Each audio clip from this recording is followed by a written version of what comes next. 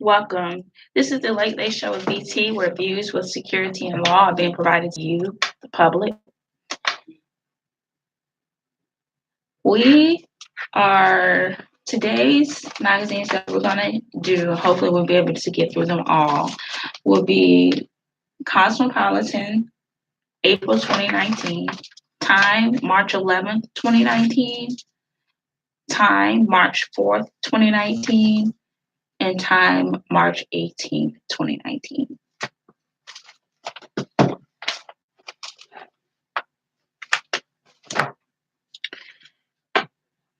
And we have some UN news. We're going to see what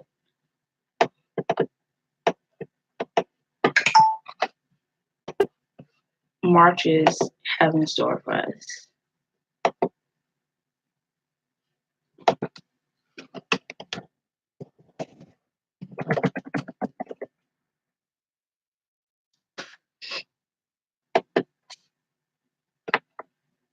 So we got some good news. We have some progress with Sean Combs. We have some progress with Brad Pitt. And, well, with regards to, so there was progress there. And school is starting up. So that's going to be something awesome that's happening.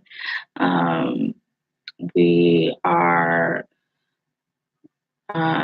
advocating in Sarah Shahi for Intro to Geopolitics, International Diplomacy, and Global Governance, and advocating in Beyonce for Fundamentals of International Relations. So these are just some of the topics that I'll be exposed to that will help and contribute, ideally, to making this show better.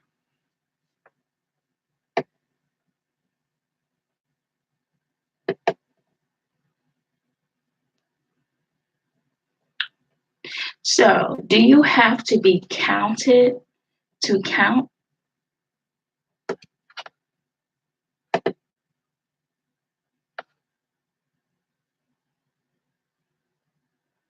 That is one of the questions that is being asked of the UN. Do you have to be counted to count?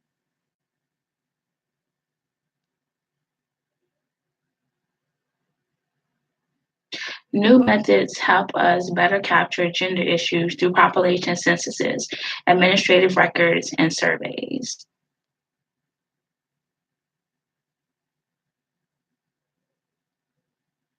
Gender statistics not only make women and girls and men and boys more visible, but they also help bust myths and stereotypes drawn with unfair social norms and attitudes. However, thanks to improved and new data collection methods that better capture gender issues and by progressively eliminating gender bias in the existing data collection tools, we are narrowing the gaps.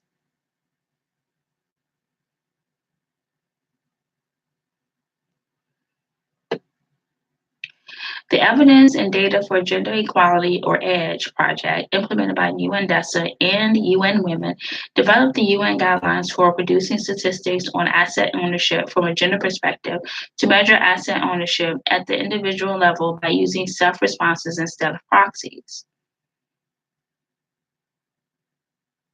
Furthermore, the updated International Classification of Status in Employment, or ISCE 18, is a positive development that will result in better gender data, as it covers all forms of work, paid and unpaid, and additional details about types of employment, including those where women predominate, such as contributing family members. So with regards to data and data being a good way to measure anything, I haven't been a fan or a consistent advocate when it comes to using data statistics. Just because sometimes I think that the general public answer a lot of things generally, and as long as the information is gathered and is used generally, that's fine. But when there are attempts to use it specifically, I think there becomes a problem because I think that um, a lot of people, and it's not that I'm discounting the intelligence of people, but I would just think that there are a lot of challenges when it comes to barriers to certain pathways in intelligence to lots of people, especially the general public. And most of the statistics and data that I use are for general public. So I think that when it comes to data statistics, it should be very generalized. And as far as do you have to be counted to count, I don't think so. Because um, I would like to think that even when I didn't advocate for myself being in a certain category, that there are people who considered me not counting myself or not including myself in that, even though I didn't purposefully or consciously exclude myself. So do you have to be counted to count? Um, no, people count regardless.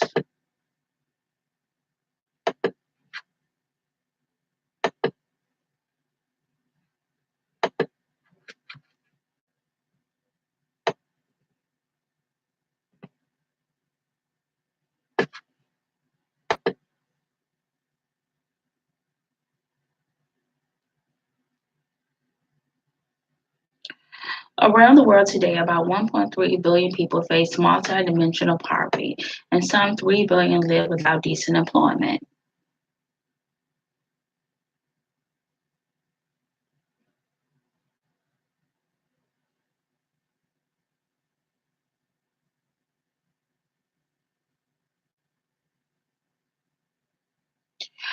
The CSOC-D 57 adopted three draft resolutions to forward to the Economic and Social Council, or ECOSOC, by consensus and proposed a priority theme of the next session to be affordable housing and social protection system for all to address homelessness. So for me, I know that I had to kind of get finances from a lot of different viewpoints, and from poverty was one of them. And I think to help combat those issues such as multidimensional poverty and decent employment, um, because I found that being out of work for a long time as I have been out of work, that it didn't have to do with me um, with or not being good enough or it being a competitive society. It just had to do with placement. And it's about um, being on path. And it was difficult for me to find those things that were good for me in terms of like my ID. Like I'm a licensed security guard. And I found that, like I found that at first I got into it, I was thinking that I would work for a shelter because I first got licensed in New York. So I was just thinking working for a shelter for homeless services, New York Department of Homeless Services. But I ended up moving out of that state. And I've learned that I'm not a private, like where I want to, that I'm, in doing this show and being viewed with security and law, I've learned that it becomes a conflict of interest for me to do something, and it doesn't go with my values nor my goals to secure a particular company. Like I'm not going to name any of the companies that I worked for or were seeking employment with, part-time or full-time. But, you have to think about, are you willing to risk your life for this company? Do you believe in this company enough to, be in that type of position? And those are some tough questions that you have to ask because, in my age, and it's not just a job for me, in my age, it becomes one of those things that you have to ask yourself.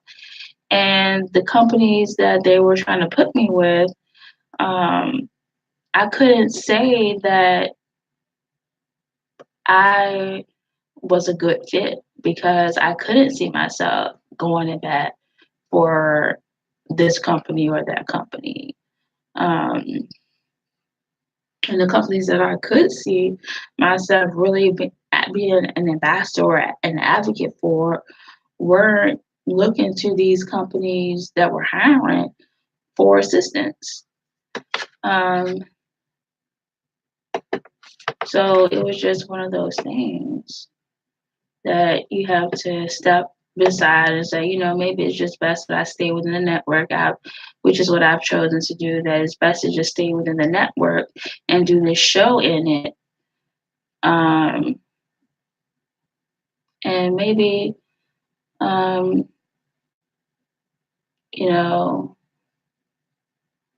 I can be a model for hiring officers that would love to be ambassadors, would love to advocate for and work for a company, even for my company, even if it's just a job or if it just starts as just a job.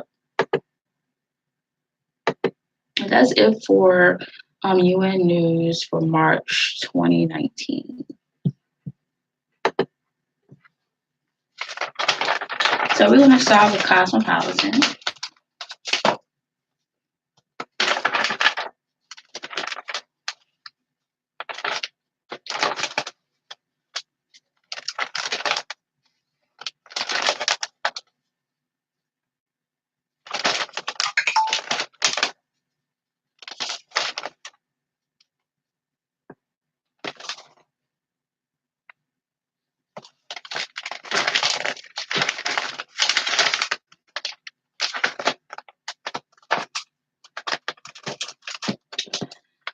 So we're starting with Cosmopolitan. So I've been looking at programs, and I chose this program. I'm trying to keep this show in mind and more development with the show. And at first, I was thinking interdisciplinary studies because the show is very broad, and like choosing what company you would work for as licensed security. I had to make that decision when it came to curriculums because we were going the route of doing the show, and what seems like logical was that you do a degree in mass communications. But I already have a bachelor's, and I found that partly that and being at a certain place in my life, I felt as though in the experience that I had with the HBCU, the people that were trying to HBCU, it just wasn't very ideal, and it didn't work out. So I chose not to pursue that any longer. So then it went towards interdisciplinary studies, and with the focus of pastoral counseling and international relations, because it is the Late Late Show with BT. It views with security and law. However, I had to think of characteristics that a talk show host could have that of the show that I would like to do, especially when it comes with interviews, that could compensate for not having a mass communications degree. What other qualities can a talk show host have besides that or in addition to that? And I thought pastoral counseling was one of those good things. But then I started becoming involved with the church and their counseling ministry. And I finished the peer recovery specialist training. And it was through that discovery or through that training that I discovered that splitting international relations and pastoral counseling just wouldn't be the best or ideal fit for this show. So I made the decision to focus on international relations solely. And that is where we're going. And another thing on the plate is a PhD in performance studies. Because I really would like to take this show where, from the perspective of people who have gone in politics, who have done performance things such as Ronald Reagan, who have done things for television such as Donald Trump, such as Arnold Schwarzenegger, and really understand the interconnectivity of those things, where it's not just about saying lines, there's more to it than that. So back to Cosmopolitan and the Beach Bum.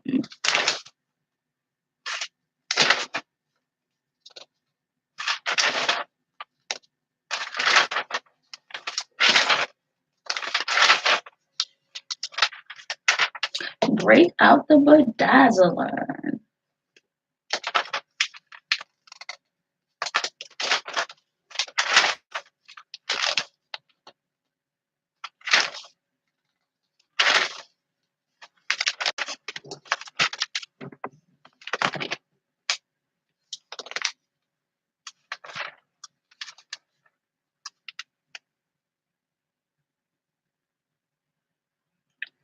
So find your sense soulmate, and they break it down by different signs, and I'm just gonna see what I can share with you.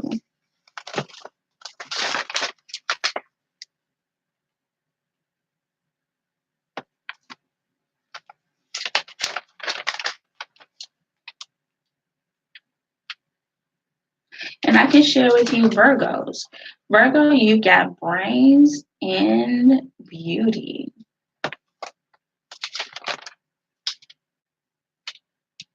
And Libra, you're drawn to fluorescence, like this addictive peony fragrance that basically spritzes happiness.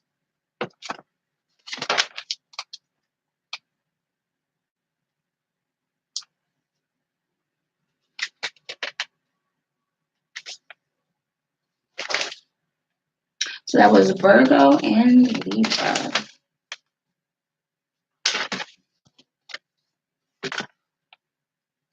Beauty Blueprint.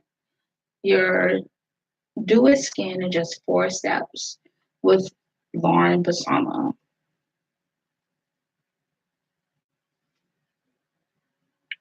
Not only does this base increase your hydration levels with hyaluronic acid, told you it was magic, but the ingredient also temporarily plumps lines and wrinkles for a smoother surface.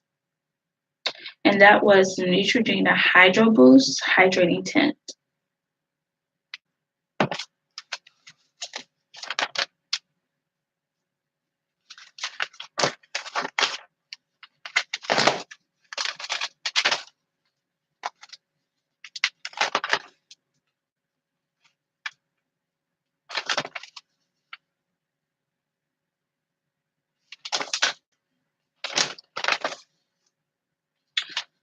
Worth the buzz.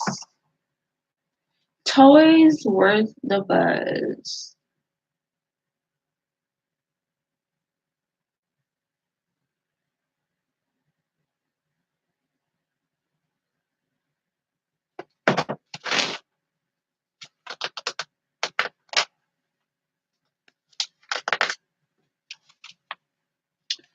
Meet the badass women paving the way for your pleasure.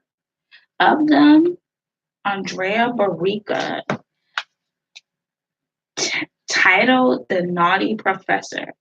I love being that non-judgmental friend for billions of people. I'm sorry, for millions of people, Barica says.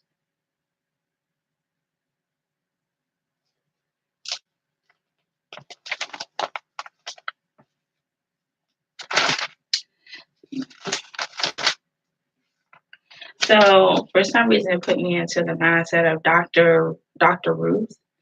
So finishing the PhD program would indeed make me a doctor. So that would be, but yet the show would still be the Late Late Show with BT. So my name would be like, it wouldn't be the Late Late Show with BT and Dr. Rains. It would still just be the Late Late Show with BT.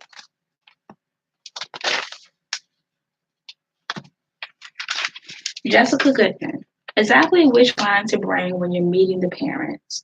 5 rules for picking a bottle that says your firstborn is safe with me.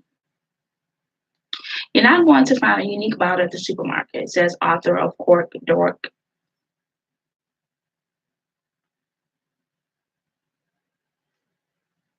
Pick a bottle with a story. Polarizing booze can be tricky to bring to people whose taste you don't know. It doesn't have to be champagne, but something bubbly is such a nice thing to bring, whether or not you're celebrating.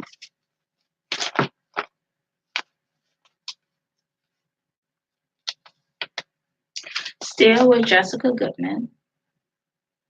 You made it through the family drama and those 2 wet kisses from Aunt Gertrude at the wedding, and now you're off on the best vacay of your life, where anything is possible and everything is free, right?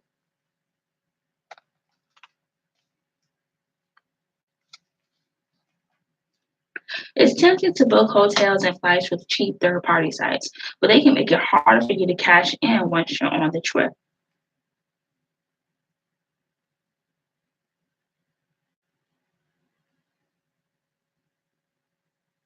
I can talk a little to that. When I took the plane, I was going to the convention in California, and I took a plane, and the main site gave me one itinerary, but the third party site gave me a different one. And according to the third party site, I was like, well, I need to be there an extra day to get to this plane. So I made another arrangement in terms of housing or lodging. And come to find out, I could have just stayed with how I thought it was in the beginning. And it was such an experience. Still with Jessica Goodman. Wrap each shoe in a plastic shower cap before tossing in your suitcase. So you can just get a plastic shower cap and put it inside and put it in your shoe. But how are you going to fit your entire shoe in a plastic shower cap?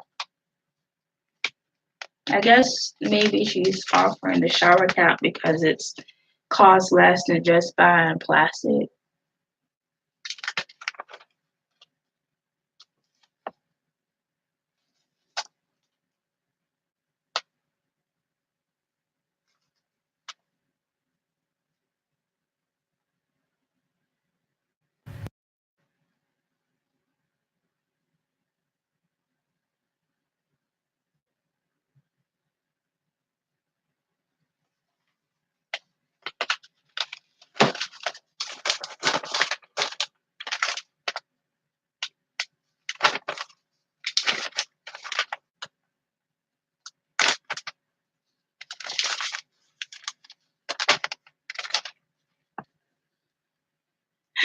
With Lauren Balsamo, but not that basic black flick.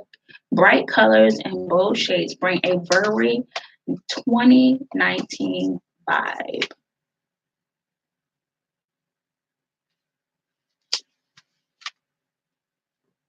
Proof that bigger and shinier is 100% better. This set of exaggerated silver wings.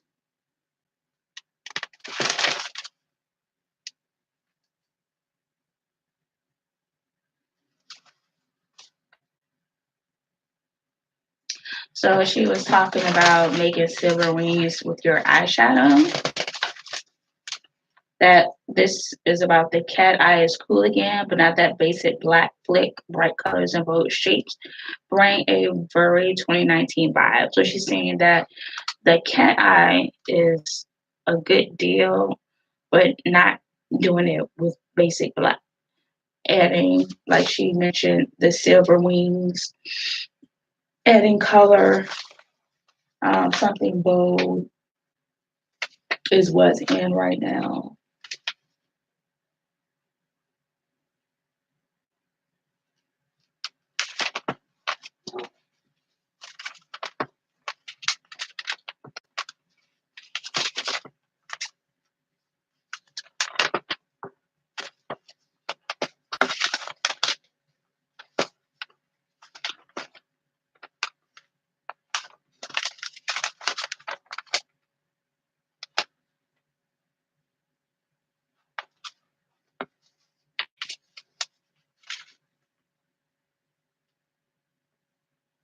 So this is not in the Wichita, but there's an International Church of Cannabis.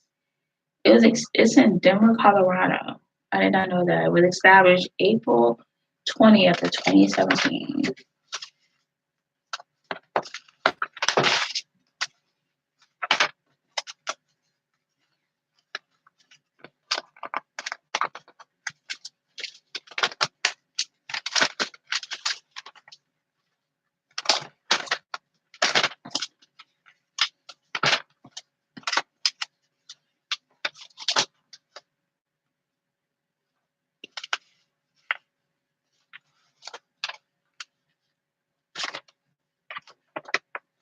And that was Cosmopolitan April 2019.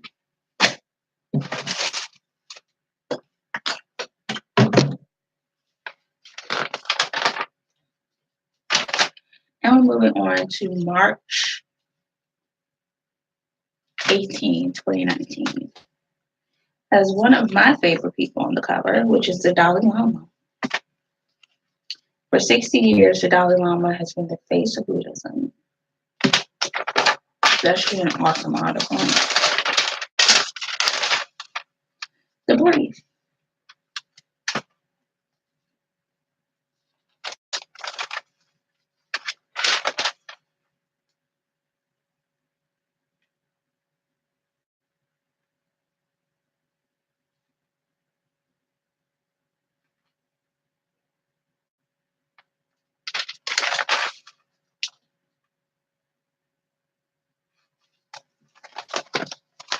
So we're going to go in the brief opener by Brian Bennett and John Walcott. On December 13, 2016, Donald Trump's son-in-law met with Sergei Gorkov, the head of a multi-billion-dollar state-run Russian development bank, who was in the U.S., the bank later said, as part of a new investment strategy.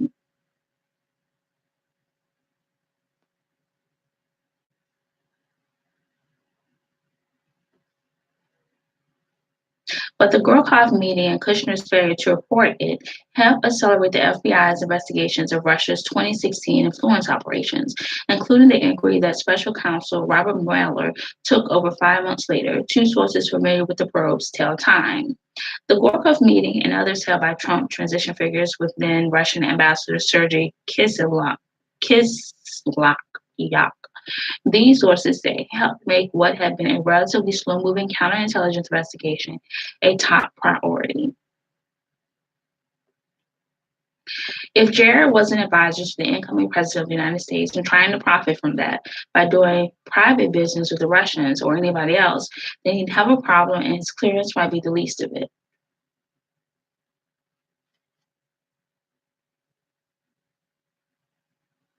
So basically, you can't profit because you are working for the people of the United States, not for yourself. Since 2014, U.S. sanctions have prohibited American companies from lending money or buying equity with the bank. A source from EB, contacted for this story, said the bank's explanation for the meeting has not changed. Testifying before Congress in July 2017, he said the Gorkov meeting lasted just 20 to 25 minutes and involved little more than an exchange of light pleasantries. Kushner told Congress there was no discussion of personal business, the Kushner companies, real estate projects, or loans. Kushner's problems are compounded by the fact that his family real estate company was in deep financial trouble at the time of the Gorkov meeting.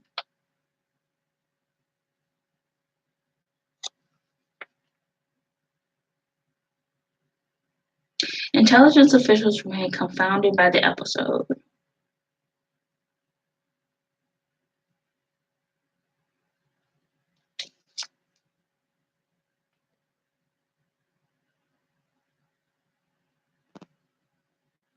You think that people will be smarter than that?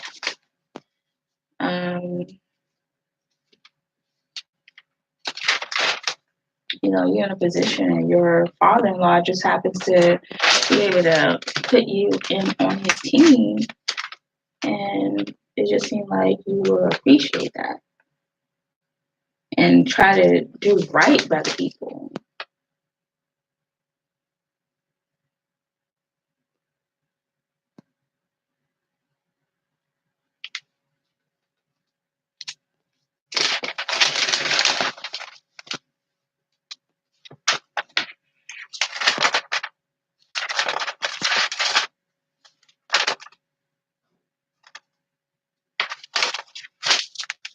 Jamie Ducharme.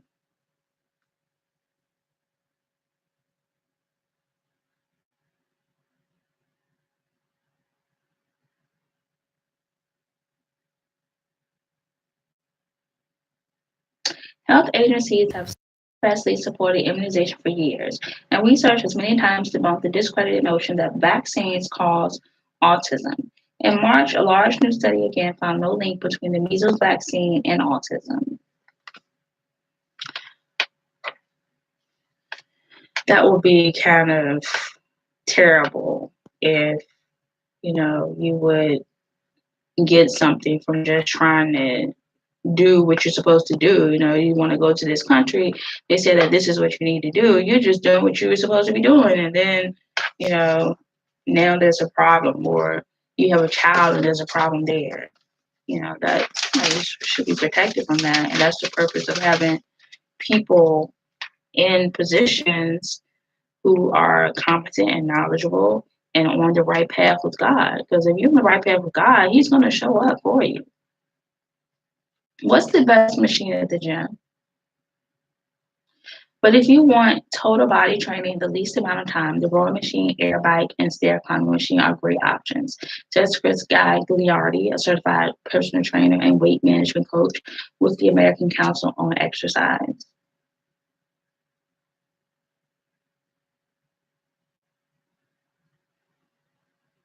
I never heard of an air bike.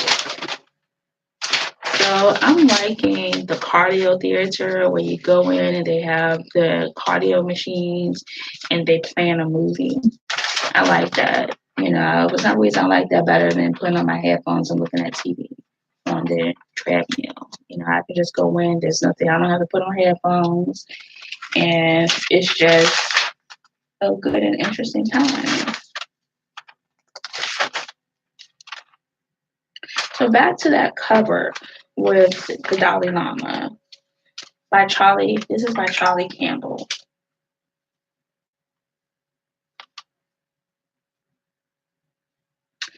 A man from Thailand has brought his Liverpool FC scarf, seeking divine benediction for the UK soccer team title bid.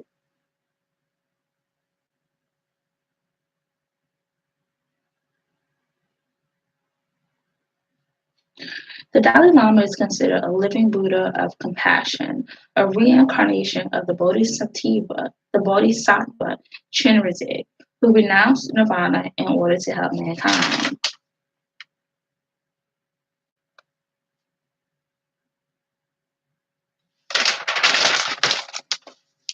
In the 6 decades since, the leader of the world's most secluded people has become the most recognizable face of a religion practiced by nearly 500 million people worldwide. But its prominence extends beyond the borders of its own faith, with many practices endorsed by Buddhists, like mindfulness and meditation, permeating the lives of millions more around the world. What's more, the lowly farmer's son, named as a god king in his childhood, has been embraced by the West since his exile. The cause of Tibetan self-rule remains alive in Western minds thanks to admirers ranging from Richard Gere to the Beastie Boys to Democratic House Speaker Nancy Pelosi, who calls him a messenger of hope for millions of people around the world.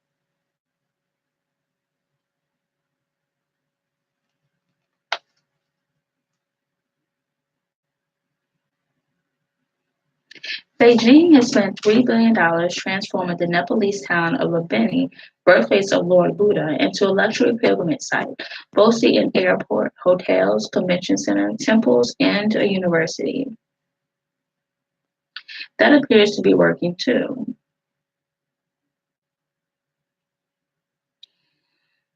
Even India, which is granted asylum to him as well as to about 100,000 other Tibetans, is not sending senior representatives to the diaspora's commemoration of his 60th year in exile, citing a very sensitive time for bilateral relations with Beijing. Still, the Dalai Lama holds out hope for a return to his birthplace. It's hard to believe a return would happen at this point, says a professor of modern Tibetan studies at Columbia. The boy born Lamo Thondup was identified as the 14th incarnation of the Dalai Lama at just 2 years old, when a retinue of top lamas or senior Buddhist Tibetan monks followed a series of oracles and prophecies to his village in northeastern Tibet. The precocious toddler seemed to recognize objects belonging to the 13th Dalai Lama, prompting the lamas to proclaim him the celestial heir. A daily routine of spiritual teaching by top religious scholars followed.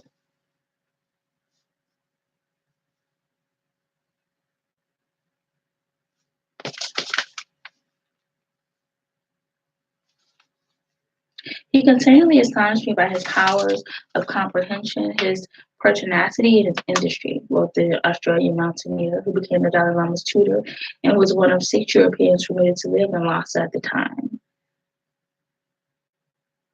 But the arrival of Mao's troops to reclaim dominion over Tibet in 1950 caused the Tibetan government to give him full authority at just 15.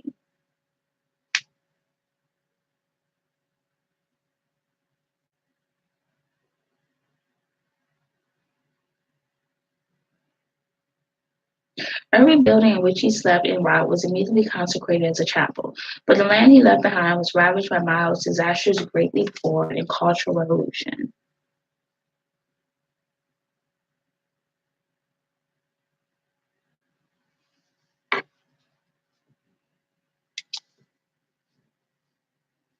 The talks stipulated that Tibetan independence was off the table, but even so, the drawn-out process was suspended in 1994, and after briefly resuming in the 2000s, is again at a standstill. In December, the government issued a directive to stop Tibetan language and culture from being taught in monasteries.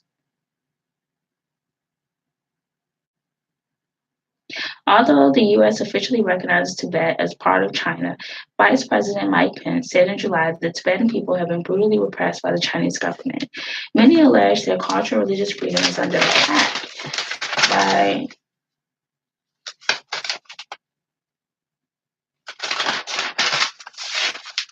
the Beijing government.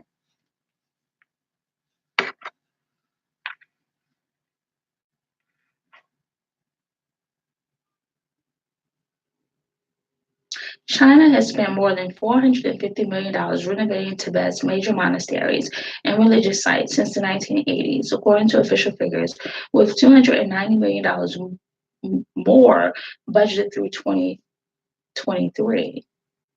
The world's number two economy has also greenlighted massive infrastructure projects worth $97 billion with new airports and highways carving through the world's highest mountains, not only to boost the prosperity of the 6 million ethnic Tibetans.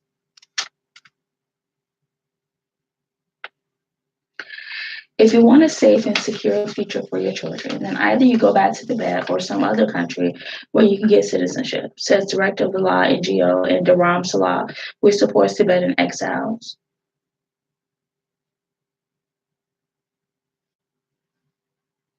But if they get involved in political things, then they land into trouble. Last September, the Dalai Lama himself was filmed at his temple telling young Tibetans that it was better to live under Beijing's rule than stay as beggars in exile.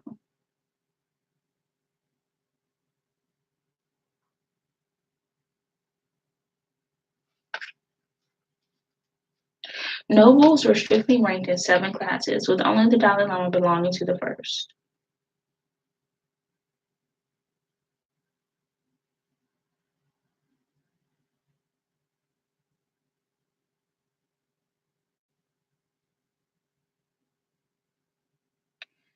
Tibet hosts the largest store of fresh water outside the Arctic and Antarctic, leading some environmentalists to term its frozen plateau the third pole, and especially vulnerable to the choking development unleashed by the Beijing government. Asked who is responsible for fixing the crisis, he points not to Beijing but to Washington. He appears equally at home with both the physical and the spiritual tradition and modernity. But that culture generates too much stress, anxiety, and jealousy, all these things. From kindergarten onward, he says children should be taught about taking care of emotion. Whether religious or not, as a human being, we should learn more about how our system of emotion, learn more about our system of emotion so that we can tackle destructive emotion in order to become more calm, have more inner peace. So this is a problem, he says, lamenting too much narrow-mindedness and urging people of all faiths to broaden their thinking. But the Dalai Lama says he is very sad about the situation in Myanmar, where firebrand Buddhist monks have incited the genocide of Rohingya Muslims.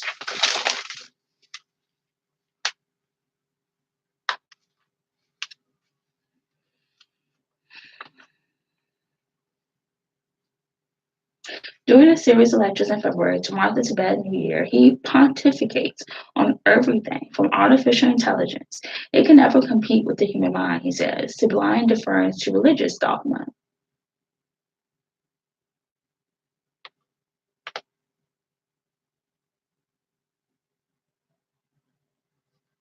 In a blow to the Tibetan exile community, China has set about bringing the leadership of Tibetan Buddhism into the party fold. When the Dalai Lama named a Tibetan child as the reincarnation of the previous Panchen Lama in 1995, the second highest position in Tibetan Buddhism after himself, China put the boy into protective custody and installed a more pliant figure instead. So when the Dalai Lama leaves this plane of existence, it's highly likely a 15th incarnation will be chosen by the godless CCP. It's pretty obvious the Chinese state is preparing for it, which is absurd. Tibetan Buddhists will be forced to choose between the party's Dalai Lama and the selection of Tibetan exiles. No doubt the party's desire to name Dalai Lama stems from the fact that there are 244 million Buddhists in China, a cohort that dwarfs the CCP membership by 3 to 1. The party craves legitimizing its power above all else and believes yoking it to the institution, the Dalai Lama, would provide that. But Beijing clearly also hopes it will be a symbolic final nail in the coffin of Tibetan self-rule, completing the absorption of Tibet into the People's Republic of China that began 7 decades ago. Charlie Campbell.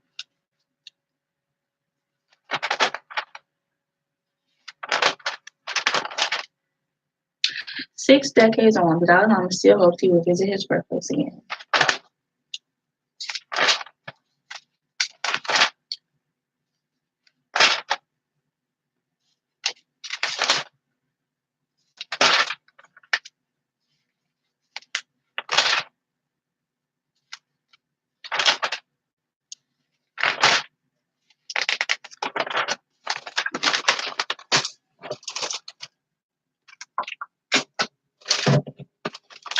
Now we're going to go to March 4th, 2019 of Time.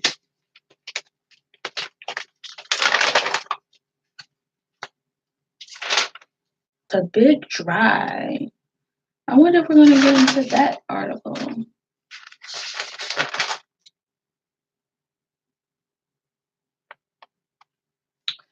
So evidently, Bill de Blasio, mayor of New York City, after Amazon canceled plans to build a second headquarters there. In a New York Times op-ed, de Blasio accused Amazon of not trying hard enough to work with local activists who voiced concerns about the city's deal with the company. Yeah, Amazon doesn't need to be in New York. New York doesn't need to do Amazon. It's like one of those things where, and I mentioned, it goes back to when I mentioned about advocating and going to bat for a company. New York, that's not a company that New York needs to be like, like, it's Amazon loves New York. Like, I don't see Amazon wearing T-shirts talking, that says I love New York. Like, I just don't see it. And if that's not in it, then it need not try to have New York. The bulletin. Europe grapples with taking back citizens who joined ISIS.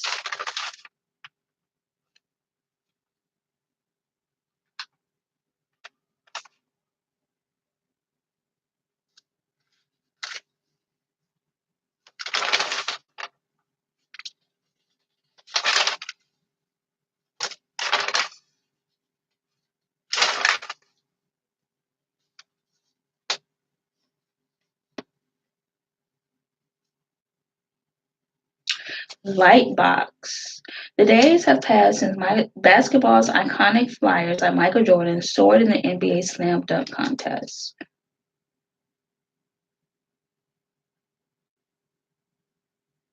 7 feet 1 inch Shaquille O'Neal, he flushed his entire forearm plus the basketball down the rim.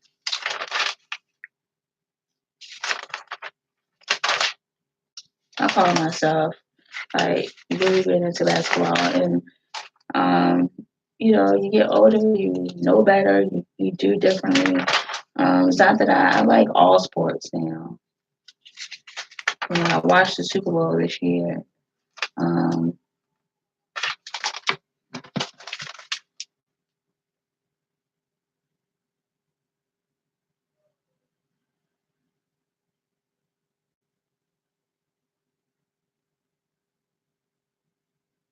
So we got Democratic primary could be the largest.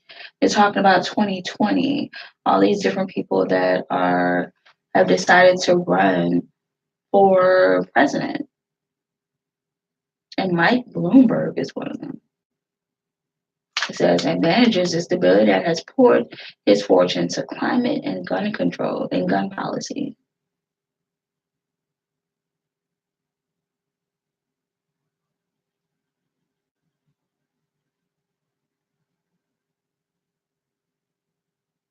I didn't know Mike Bloomberg was going to run.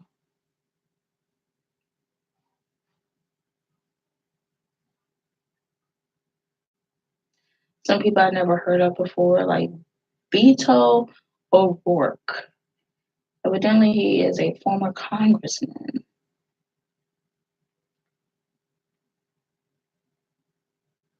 Let's see what comes up. So with Mike Bloomberg, we have advantages.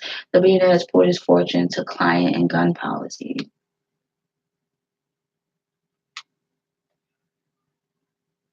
We have Elizabeth Warren, disadvantages, big business, low sir. She may be too liberal for moderates, and the flap over her Native American heritage doesn't help.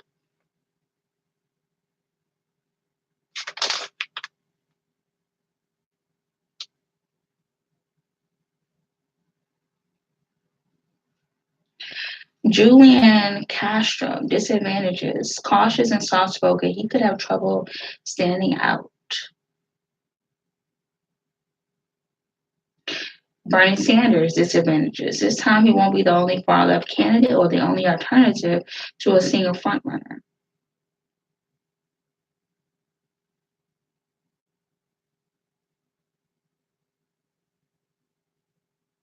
So out of all of them, the only one that we had advantages with is Mike Bloomberg, whatever that says.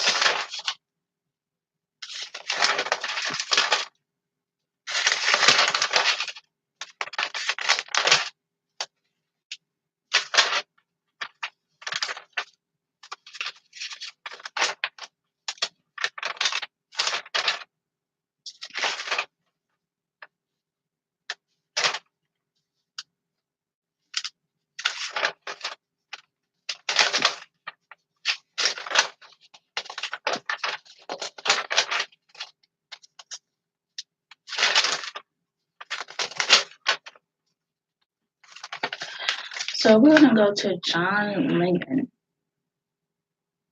In early 2018, folk music torchbearer decamped to Brooks Bridge, Louisiana, with minstrelsy on her mind. She's won acclaim, including a MacArthur Foundation Genius Grant for her attention to America's folk traditions, but she felt that minstrelsy, with its troubled history, remained relatively unexplored.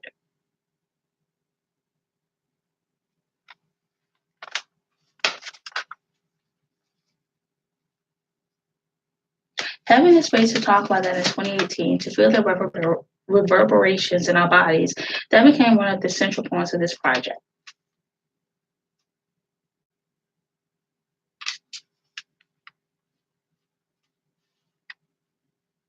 The banjo, after all, is an African instrument, and the original minstrel songs, some of which, like "Oh Susanna," remain American standards, were a blend of European and slave traditions.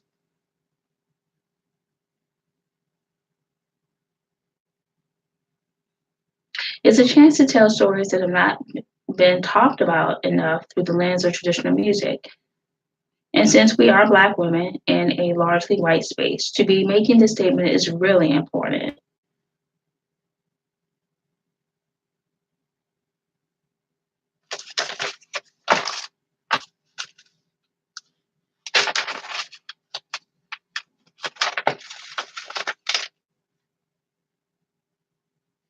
So, a quick talk with Patrick Radden Keefe.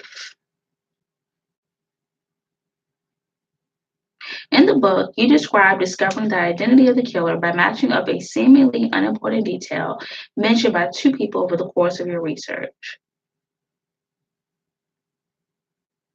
I was finishing the book, and to me, it didn't feel like there was any nagging sense of, oh boy, we have to figure out who the shooter is. But the part of me that cares about truth and accountability is happy to be naming somebody who hadn't been associated with this before and created a lot of misery for the family. Question: how did the McConville children react to the bombshell? What was stunning for me and similarly quite surprising for the McConville children was that it turned out to be somebody who was in the picture all along. You could argue there are a few heroes in the book and pretty minor roles, but I say there aren't any unequivocal villains.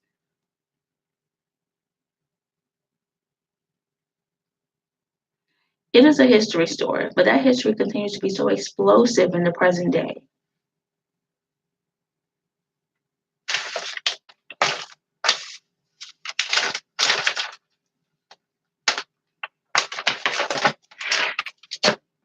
In March 11, 2019 time,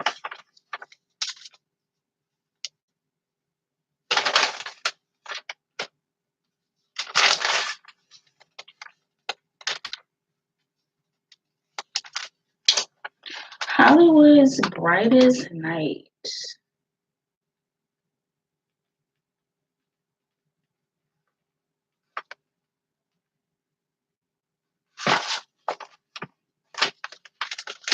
So for the Oscars, it brings that up. We did do a forecast, and some of the ones that I remember, we forecasted that Olivia would get Best Actress, and she did. We forecasted Bohemian Rhapsody would get film editing, and it did. And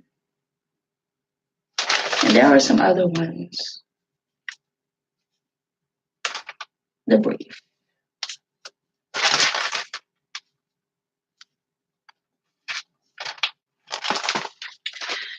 The Brief opener with Brian Bennett. But sitting before the House Committee on Oversight and Reform on February 27, Cohen himself became a threat as he ticked off a long list of potentially criminal acts committed by Trump and laid bare the many legal and political perils the president faces for his conduct as a businessman, candidate, and commander-in-chief.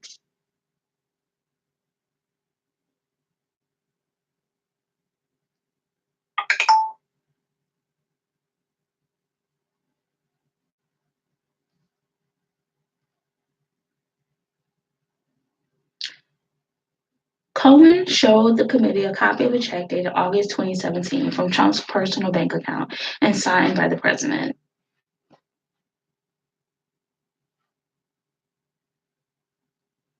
He showed the committee financial statements from 2011 to 2013 that he said Trump gave to Deutsche Bank to obtain a loan to try to buy the NFL's Buffalo Bills.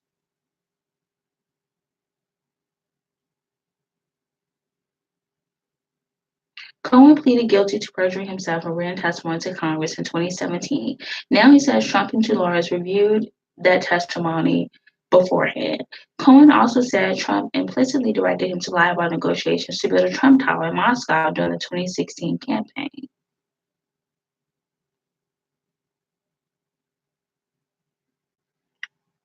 It is now clearer than ever that Trump's legal troubles go well beyond the Mueller investigation.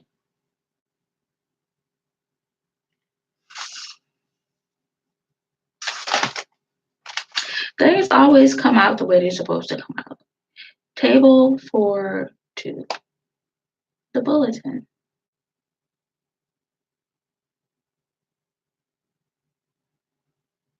House votes to block Trump emergency.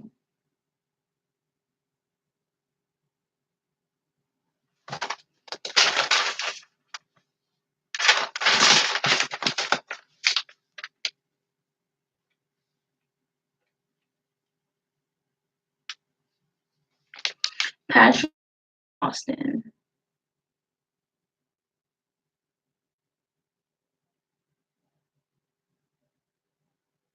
But though more 5G friendly phones will debut for US users later this year, actual 5G networks are few and far between at the moment.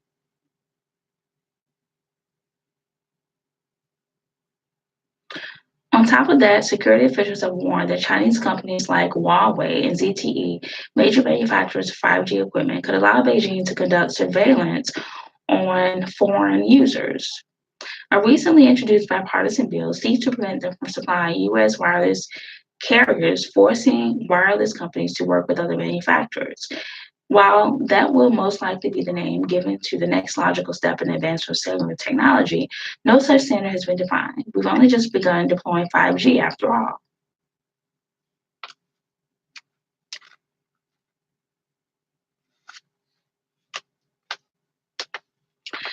So, of these, getting to 5G, wider roads, carpooling, alternate routes, and two-way traffic. We have getting to 5G. But the next generation of technologies need reliable and fast connectivity to work, which is what 5G promises. We have wider roads. Tapping into frequencies beyond the designated range is like adding lanes. We have carpooling. Similar to HOV lanes, higher frequencies can carry more data, though they don't travel far because they can't penetrate physical objects.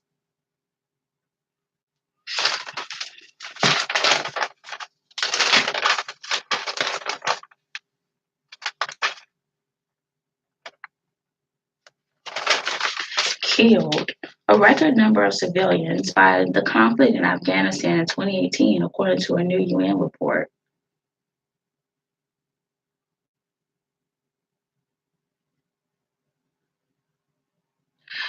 Upheld a ban on LGBT clergy and same-sex marriages by the United Methodist Church at a conference on February 26.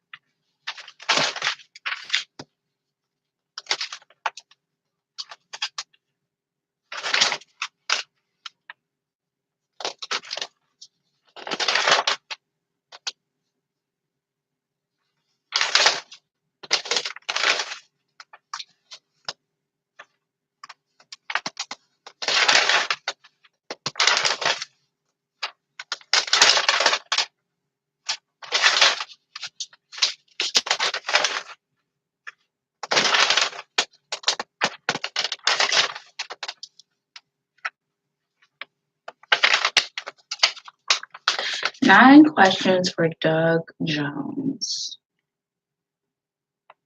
What does the Alabamian writer mean when he says in the introduction to your new book, Bending Toward Justice, that there are too many ghosts in Alabama?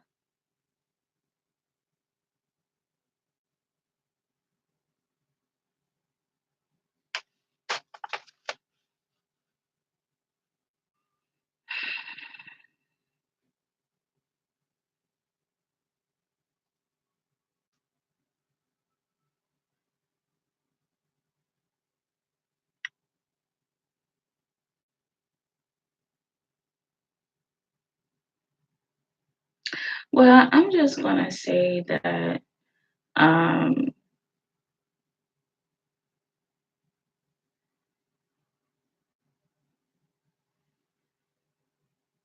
you know, he's got the whole world in his hands. He's got the little bitty babies in his hands. And God, nothing happens without God, the good and the bad. And I think that's the gist of it. Your book is about the bombing of the 16th Street Baptist Church in 1963, which resulted in the deaths of 4 girls, and your role in bringing some of the bombers to justice as a prosecutor.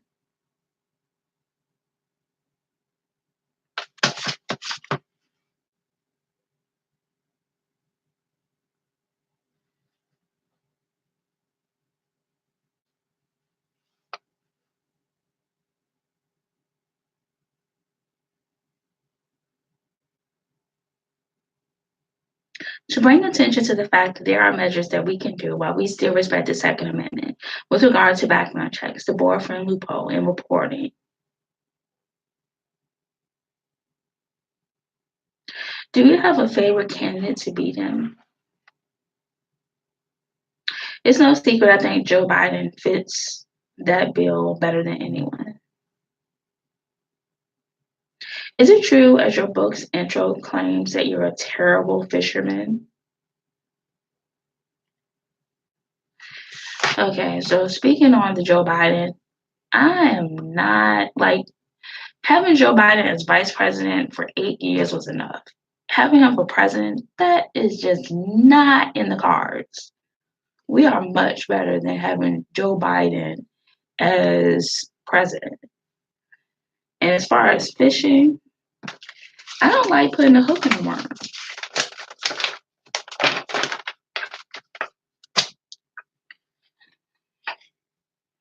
So we did do a forecast for the Oscars and we did do a forecast for the Grammys. Um, we had some I would think I don't do the forecast from the perspective of, if we win, if it happens, then um, we had hits and misses. I do it from the perspective that this is a show with security and law, and we take a stand when it comes to being with security. We take a stand when it comes to being with law. We take a stand when it comes to being and having intelligence.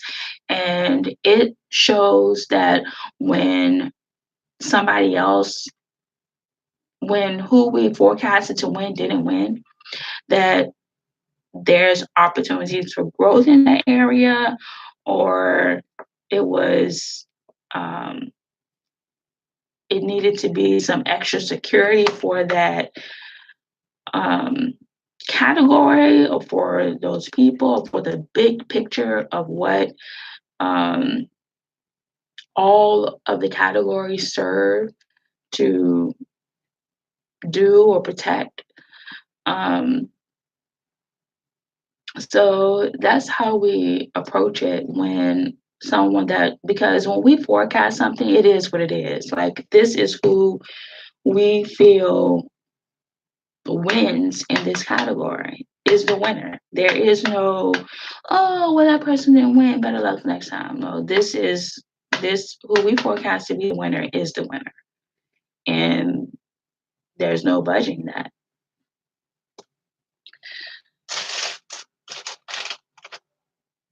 So we have started, we chose an online college versus residential. And it's an exciting experience because it seemed very organized and very clear, like I like it. Um, I was a little disappointed. I thought that I would have different teachers. And just so happened that Romania is the nation that is being represented for all of my classes. I'm like, not just one, not just two, but all 3 of my classes. So we're going to do this journey together through 2019 and 2020. with international relations. And I pray that you stay with me, and I pray that we work through this together to be better. And our focus, we show on our website, on our Facebook, who our market is and who it ultimately is about. Um, we're very God centered and God focused, and we chose an organization, university, who is as well. Not saying that other organizations are not, but they specifically focus on being a Christian university. Um, and needless to say, um, we um, that we don't just stop there. We don't just stop with Christianity. That as we share with Buddhism, that we're open to not just international relations, but intercultural relations, and that includes spirituality and health and fitness and wellness. And with that being said, we're going to say bye. So this has been a Late Late Show with BT. Bye.